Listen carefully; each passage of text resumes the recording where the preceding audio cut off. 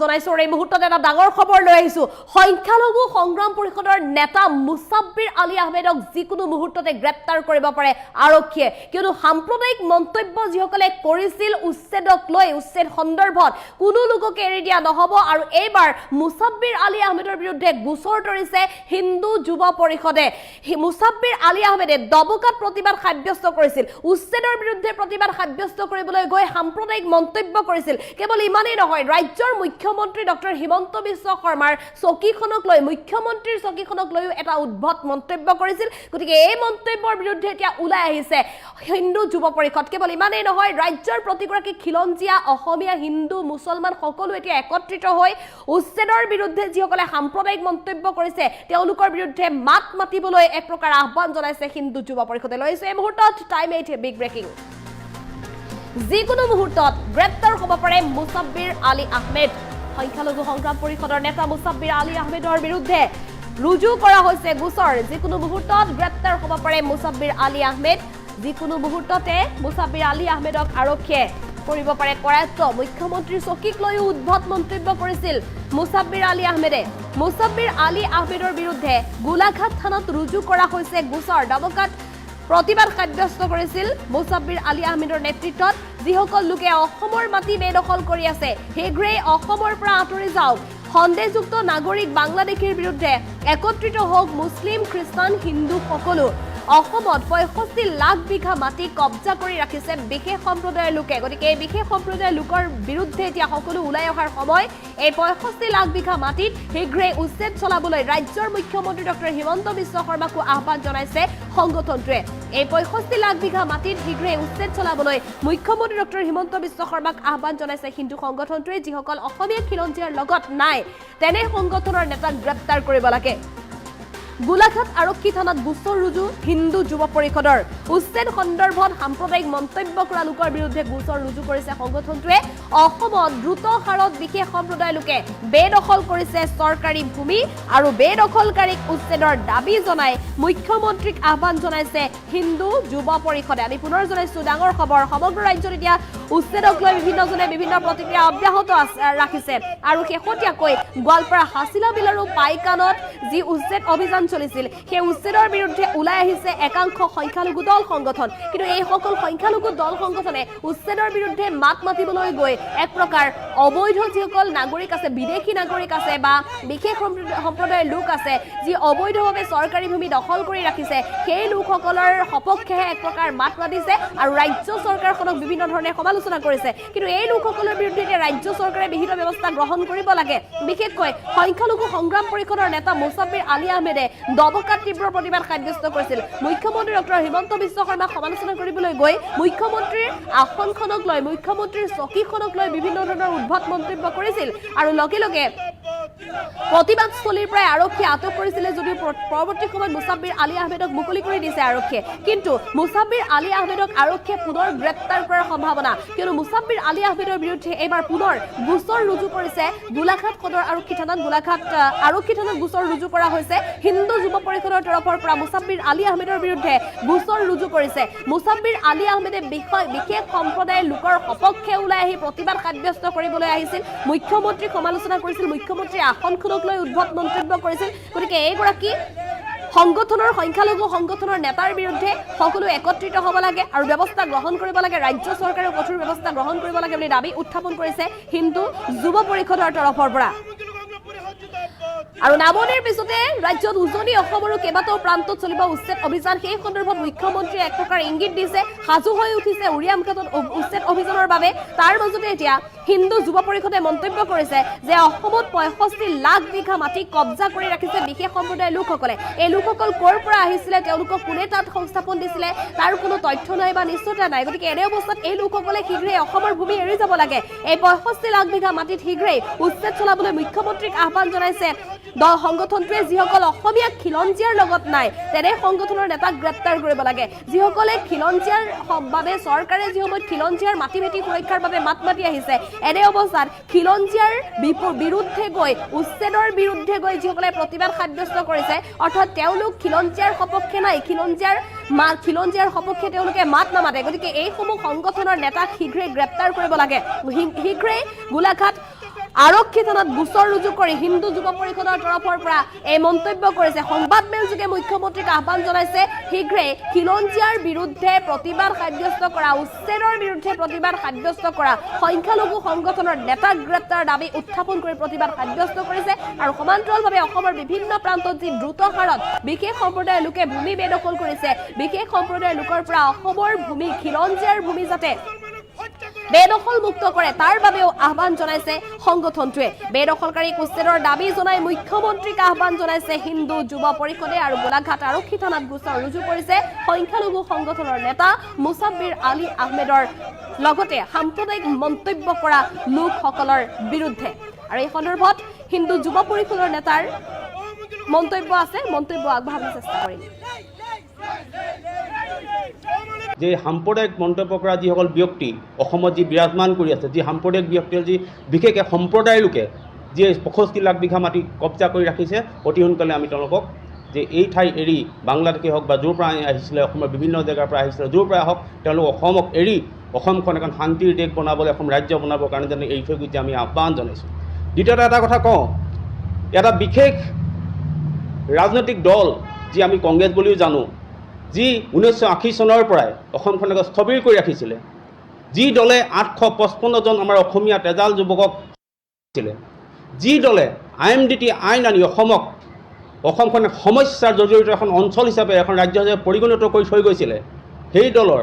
দুজনমান নেতাই কালি পৰহি আমি দেখা পালোঁ যে তেওঁ যিখিনি মন্তব্য প্ৰদান কৰিছে যে আমি আগন্তুক 2026 চনত আমি অসমত আহি অসমখনক পুনৰ এখন তেনেকুৱা দেশলৈ পৰিণত কৰিম বা অসমীয়াক ভেঙুচালি কৰিছে তেখেতে,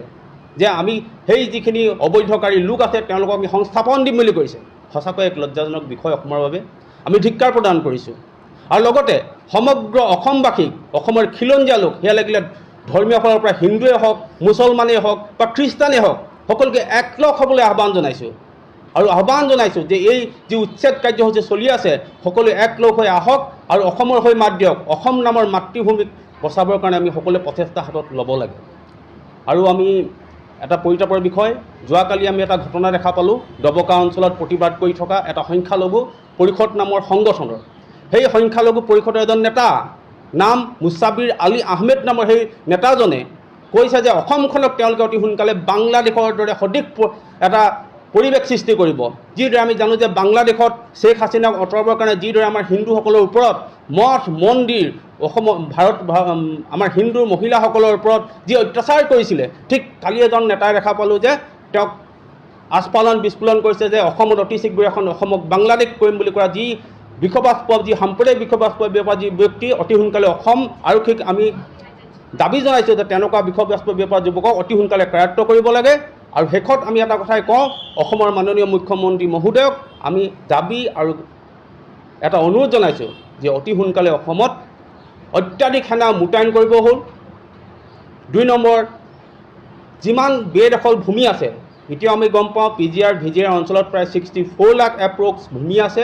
সেই ভূমিখিনি অতি সোনকালে উচ্ছেদ কৰিবলৈ আহ্বান জনাইছোঁ। সেয়া লাগিলে আমাৰ গোলাঘাটৰ উৰিয়াম ঘাটেই হওক, গোলাঘাটৰ মেৰাপানী অঞ্চলেই হওক বা অসমৰ বিভিন্ন অঞ্চলত যিখিনি ভূমি আছে অতি সোনকালে উচ্ছেদ কৰিব লাগে আমি আহ্বান জনাইছোঁ। আৰু অসমত অত্যাধিক সেনা মোতায়েন কৰিব লাগে আৰু বিশিষ্ট সেনাবাহিনী মোতায়েন কৰিব লাগে। তেওঁলোকে যি পৰ্যায়ে যাওক, যিয়ে যাওক, যিবোৰ সংখ্যালঘু দলে, যিবোৰ সংখ্যালঘু সংগঠনে যি অবৈধ বাংলাদেশী হওক বা অবৈধ সেই লোকসকলক যি সংৰক্ষণ প্ৰদান কৰি আছে, বিভিন্ন আইনৰ দেহতা দি যি সংৰক্ষণ প্ৰদান কৰি আছে, তেওঁলোকক অতি শীঘ্ৰে কৰায়ত্ব কৰিব লাগে। সেয়া লাগিলে সংখ্যালঘু পৰিষদৰ নেতাই হওক, লাগিলে ABMCয়ে হওক বা NEMCয়ে হওক বা যি সংখ্যালঘু পৰিষদৰ নেতাই হওক, যিয়ে অসমীয়াৰ লগত নাই, অসমীয়া খিলঞ্জীয়া ৰাইজৰ লগত নাই, তেনেকুৱা নেতাক অতি সোনকালে আমি কৰায়ত্ব কৰিবৰ কাৰণে অসম চৰকাৰৰ লগতে অসম পুলিচৰ লগতে ভাৰত চৰকাৰ গৃহমন্ত্ৰীকো আমি আহ্বান জনাইছোঁ আপোনালোকৰ যোগেদি। যে সাম্প্ৰদায়িক মন্তব্য কৰা যিসকল ব্যক্তি অসমত যি বিৰাজমান কৰি আছে, যি সাম্প্ৰদায়িক ব্যক্তিৰ যি বিশেষকৈ সম্প্ৰদায়ৰ লোকে যি 65 লাখ বিঘা মাটি কব্জা কৰি ৰাখিছে, অতি সোনকালে আমি তেওঁলোকক যে এই ঠাই এৰি বাংলাদেশে হওক বা য'ৰ পৰা আহিছিলে, অসমৰ বিভিন্ন জেগাৰ পৰা আহিছিলে, য'ৰ পৰা হওক তেওঁলোক অসমক এৰি অসমখন এখন শান্তিৰ দেশ বনাবলৈ, অসম ৰাজ্য বনাবৰ কাৰণে যেনে এৰি থৈ গৈছে আমি আহ্বান জনাইছোঁ। দ্বিতীয়তে এটা কথা কওঁ, এটা বিশেষ ৰাজনৈতিক দল যি আমি কংগ্ৰেছ বুলিও জানো, যি 1980 চনৰ পৰাই অসমখনক স্থবিৰ কৰি ৰাখিছিলে, যি দলে 855 জন আমাৰ অসমীয়া তেজাল যুৱকক ছিলে, যি দলে IMDT আইন আনি অসমখনক সমস্যাৰ জড়িত এখন অঞ্চল হিচাপে, এখন ৰাজ্য হিচাপে পৰিগণিত কৰি থৈ গৈছিলে, সেই দলৰ দুজনমান নেতাই কালি পৰহি আমি দেখা পালোঁ যে তেওঁ যিখিনি মন্তব্য প্ৰদান কৰিছে যে আমি আগন্তুক 2026 চনত আমি অসমত আহি অসমখনক পুনৰ এখন তেনেকুৱা দেশলৈ পৰিণত কৰিম বা অসমীয়াক ভেঙুচালি কৰিছে তেখেতে যে আমি সেই যিখিনি অবৈধকাৰী লোক আছে তেওঁলোকক আমি সংস্থাপন দিম বুলি কৈছে। সঁচাকৈ এক লজ্জাজনক বিষয় অসমৰ বাবে আমি ধিক্কাৰ প্ৰদান কৰিছোঁ। আৰু লগতে সমগ্ৰ অসমবাসীক অসমৰ খিলঞ্জীয়া লোক সেয়া লাগিলে ধৰ্মীয় ফালৰ পৰা হিন্দুৱে হওক মুছলমানেই হওক বা খ্ৰীষ্টানেই হওক সকলোকে একলগ হ'বলৈ আহ্বান জনাইছোঁ আৰু আহ্বান জনাইছোঁ যে এই যি উচ্ছেদ কাৰ্যসূচী চলি আছে সকলোৱে একলগ হৈ আহক আৰু অসমৰ হৈ মাত দিয়ক। অসম নামৰ মাতৃভূমিক বচাবৰ কাৰণে আমি সকলোৱে প্ৰচেষ্টা হাতত ল'ব লাগে। আৰু আমি এটা পৰিতাপৰ বিষয়, যোৱাকালি আমি এটা ঘটনা দেখা পালোঁ ডবকা অঞ্চলত প্ৰতিবাদ কৰি থকা এটা সংখ্যালঘু পৰিষদ নামৰ সংগঠনৰ সেই সংখ্যালঘু পৰিষদৰ এজন নেতা নাম মুছাবিৰ আলী আহমেদ নামৰ সেই নেতাজনে কৈছে যে অসমখনক তেওঁলোকে অতি সোনকালে বাংলাদেশৰ দৰে সদৃশ এটা পৰিৱেশ সৃষ্টি কৰিব। যিদৰে আমি জানো যে বাংলাদেশত শ্বেখ হাছিনাক আঁতৰাবৰ কাৰণে যিদৰে আমাৰ হিন্দুসকলৰ ওপৰত মঠ মন্দিৰ আমাৰ হিন্দু মহিলাসকলৰ ওপৰত যি অত্যাচাৰ কৰিছিলে, ঠিক কালি এজন নেতাই দেখা পালোঁ যে তেওঁক আস্ফালন বিস্ফোৰণ কৰিছে যে অসমত অতি শীঘ্ৰে এখন অসমক বাংলাদেশ কৰিম বুলি কোৱা যি বিষবাস্পদ যি সাম্প্ৰদায়িক বিষবাস্পদ বেপাৰ যি ব্যক্তি অতি সোনকালে অসম আৰক্ষীক আমি দাবী জনাইছোঁ যে তেনেকুৱা বিষবাস্পদ বেপাৰ যুৱকক অতি সোনকালে কাৰায়ত্ব কৰিব লাগে। আৰু শেষত আমি এটা কথাই কওঁ, অসমৰ মাননীয় মুখ্যমন্ত্ৰী মহোদয়ক আমি দাবী আৰু এটা অনুৰোধ জনাইছোঁ যে অতি সোনকালে অসমত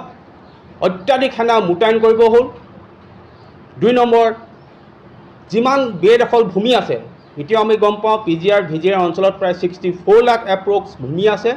সেই ভূমিখিনি অতি সোনকালে উচ্ছেদ কৰিবলৈ আহ্বান জনাইছোঁ। সেয়া লাগিলে আমি গোলাঘাটৰ উৰিয়াম ঘাটেই হওক, গোলাঘাটৰ মেৰাপানী অঞ্চলেই হওক বা অসমৰ বিভিন্ন অঞ্চলত যিখিনি ভূমি আছে অতি সোনকালে উচ্ছেদ কৰিব লাগে আমি আহ্বান জনাইছোঁ। আৰু অসমত অত্যাধিক সেনা মোতায়েন কৰিব লাগে আৰু বিশিষ্ট সেনাবাহিনী মোতায়েন কৰিব লাগে। তেওঁলোকে যি পৰ্যায়ে যাওক যিয়ে যাওক, যিবোৰ সংখ্যালঘু দলে যিবোৰ সংখ্যালঘু সংগঠনে যি অবৈধ বাংলাদেশী হওক বা অবৈধ সেই লোকসকলক যি সংৰক্ষণ প্ৰদান কৰি আছে, বিভিন্ন আইনৰ দেহতা দি যি সংৰক্ষণ প্ৰদান কৰি আছে তেওঁলোকক অতি শীঘ্ৰে কৰায়ত্ব কৰিব লাগে। সেয়া লাগিলে সংখ্যালঘু পৰিষদৰ নেতাই হওক, লাগিলে ABMCয়ে হওক বা NEMCয়ে হওক বা যি সংখ্যালঘু পৰিষদৰ নেতাই হওক, যিয়ে অসমীয়াৰ লগত নাই, অসমীয়া খিলঞ্জীয়া ৰাইজৰ লগত নাই, তেনেকুৱা নেতাক অতি সোনকালে আমি কৰায়ত্ব কৰিবৰ কাৰণে অসম চৰকাৰৰ লগতে অসম পুলিচৰ লগতে ভাৰত চৰকাৰ গৃহমন্ত্ৰীকো আমি আহ্বান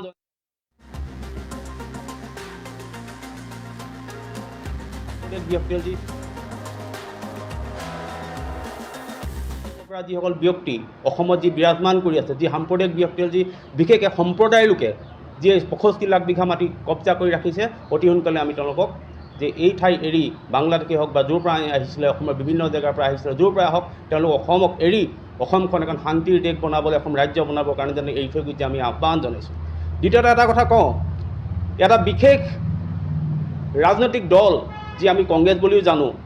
যি 1980 চনৰ পৰাই অসমখনক স্থবিৰ কৰি ৰাখিছিলে, যি দলে 855 জন আমাৰ অসমীয়া তেজাল যুৱকক ছিলে, যি দলে IMDT আইন আনি অসমখনক সমস্যাৰ জৰ্জৰিত এখন অঞ্চল হিচাপে এখন ৰাজ্য হিচাপে পৰিগণিত কৰি থৈ গৈছিলে, সেই দলৰ দুজনমান নেতাই কালি পৰহি আমি দেখা পালোঁ যে তেওঁ যিখিনি মন্তব্য প্ৰদান কৰিছে যে আমি আগন্তুক 2026 চনত আমি অসমত আহি অসমখনক পুনৰ এখন তেনেকুৱা দেশলৈ পৰিণত কৰিম বা অসমীয়াক ভেঙুচালি কৰিছে তেখেতে যে আমি সেই যিখিনি অবৈধকাৰী লোক আছে তেওঁলোকক আমি সংস্থাপন দিম বুলি কৈছে। সঁচাকৈ এক লজ্জাজনক বিষয় অসমৰ বাবে আমি ধিক্কাৰ প্ৰদান কৰিছোঁ। আৰু লগতে সমগ্ৰ অসমবাসীক অসমৰ খিলঞ্জীয়া লোক সেয়া লাগিলে ধৰ্মীয় ফালৰ পৰা হিন্দুৱে হওক মুছলমানেই হওক বা খ্ৰীষ্টানেই হওক সকলোকে একলগ হ'বলৈ আহ্বান জনাইছোঁ আৰু আহ্বান জনাইছোঁ যে এই যি উচ্ছেদ কাৰ্যসূচী চলি আছে সকলোৱে একলগ হৈ আহক আৰু অসমৰ হৈ মাত দিয়ক। অসম নামৰ মাতৃভূমিক বচাবৰ কাৰণে আমি সকলোৱে প্ৰচেষ্টা হাতত ল'ব লাগে। আৰু আমি এটা পৰিতাপৰ বিষয়, যোৱাকালি আমি এটা ঘটনা দেখা পালোঁ ডবকা অঞ্চলত প্ৰতিবাদ কৰি থকা এটা সংখ্যালঘু পৰিষদ নামৰ সংগঠনৰ সেই সংখ্যালঘু পৰিষদৰ এজন নেতা নাম মুছাবিৰ আলী আহমেদ নামৰ সেই নেতাজনে কৈছে যে অসমখনক তেওঁলোকে অতি সোনকালে বাংলাদেশৰ দৰে সদৃশ এটা পৰিৱেশ সৃষ্টি কৰিব। যিদৰে আমি জানো যে বাংলাদেশত শ্বেখ হাছিনাক আঁতৰাবৰ কাৰণে যিদৰে আমাৰ হিন্দুসকলৰ ওপৰত মঠ মন্দিৰ আমাৰ হিন্দু মহিলাসকলৰ ওপৰত যি অত্যাচাৰ কৰিছিলে, ঠিক কালি এজন নেতাই দেখা পালোঁ যে তেওঁক আস্ফালন বিস্ফোৰণ কৰিছে যে অসমত অতি শীঘ্ৰে এখন অসমক বাংলাদেশ কৰিম বুলি কোৱা যি বিষবাস্পদ যি সাম্প্ৰদায়িক বিষবাস্পদ বেপাৰ যি ব্যক্তি অতি সোনকালে অসম আৰক্ষীক আমি দাবী জনাইছোঁ যে তেনেকুৱা বিষবাস্পদ বেপাৰ যুৱকক অতি সোনকালে কৰায়ত্ব কৰিব লাগে। আৰু শেষত আমি এটা কথাই কওঁ, অসমৰ মাননীয় মুখ্যমন্ত্ৰী মহোদয়ক আমি দাবী আৰু এটা অনুৰোধ জনাইছোঁ যে অতি সোনকালে অসমত অত্যাধিক সেনা মোতায়েন কৰিব হ'ল। 2 নম্বৰ, যিমান বেদখল ভূমি আছে, এতিয়াও আমি গম পাওঁ PGR VGR অঞ্চলত প্ৰায় 64 লাখ এপ্ৰক্স ভূমি আছে। সেই ভূমিখিনি অতি সোনকালে উচ্ছেদ কৰিবলৈ আহ্বান জনাইছোঁ। সেয়া লাগিলে আমাৰ গোলাঘাটৰ উৰিয়াম ঘাটেই হওক, গোলাঘাটৰ মেৰাপানী অঞ্চলেই হওক বা অসমৰ বিভিন্ন অঞ্চলত যিখিনি ভূমি আছে অতি সোনকালে উচ্ছেদ কৰিব লাগে আমি আহ্বান জনাইছোঁ। আৰু অসমত অত্যাধিক সেনা মোতায়েন কৰিব লাগে আৰু বিশিষ্ট সেনাবাহিনী মোতায়েন কৰিব লাগে। তেওঁলোকে যি পৰ্যায়ে যাওক, যিয়ে যাওক, যিবোৰ সংখ্যালঘু দলে, যিবোৰ সংখ্যালঘুৰ সংগঠনে যি অবৈধ বাংলাদেশী হওক বা অবৈধ সেই লোকসকলক যি সংৰক্ষণ প্ৰদান কৰি আছে, বিভিন্ন আইনৰ দেহতা দি যি সংৰক্ষণ প্ৰদান কৰি আছে, তেওঁলোকক অতি শীঘ্ৰে কৰায়ত্ব কৰিব লাগে। সেয়া লাগিলে সংখ্যালঘু পৰিষদৰ নেতাই হওক, লাগিলে ABMCয়ে হওক বা NAMCয়ে হওক বা যি সংখ্যালঘু পৰিষদৰ নেতা হওক, যিয়ে অসমীয়াৰ লগত নাই, অসমীয়া খিলঞ্জীয়া ৰাইজৰ লগত নাই, তেনেকুৱা নেতাক অতি সোনকালে আমি কৰায়ত্ব কৰিবৰ কাৰণে অসম চৰকাৰৰ লগতে অসম পুলিচৰ লগতে ভাৰত চৰকাৰ